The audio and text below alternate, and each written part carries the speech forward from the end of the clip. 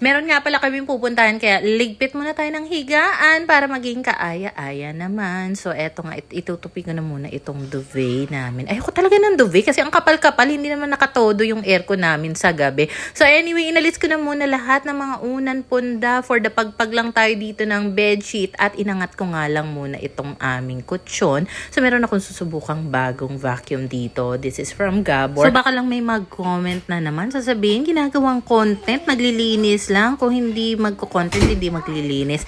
Alam mo, lahat ng bagay pwede nating gawing content. Depende na lang kung papaano mo yan titingnan. Kung ikaw ba ay maiinis sa trip ng ibang tao.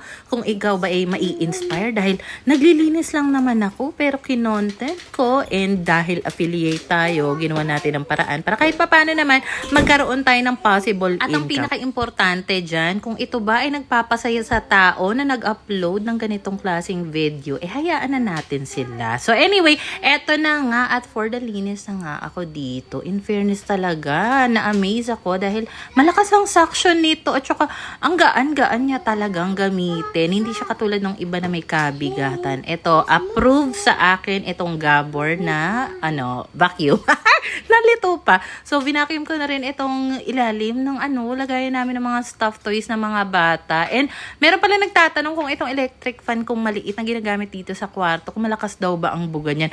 Opo, malakas ang buga niyang Astron fan. Kapag vacuum na ako ng sahig, and meron na pala akong gagamitin dito kasi itong bedsheet na gamit ko, king size talaga yan. Dahil matagal na ako nagmamanifest ng king size. Pero, queen size ang dumating sa atin. Aarte ba tayo? Of course, hindi. Napakaganda kaya nitong kutsyon na to from Kosova. So, ayan na nga. At nilagyan ko lang ng suspender strap kasi ang dami ko nababasang comment na para daw hindi mo kang lukot-lukot yung bedsheet. Gumamit daw ako ng ganitong suspender strap. So, eto na po at nagawa na nga natin siya. Pero yung pinili ko for 4 strap lang. Kasi meron yan 6 strap eh. So, ayoko naman ng sobrang dami. So, pwedeng-pwede na yan.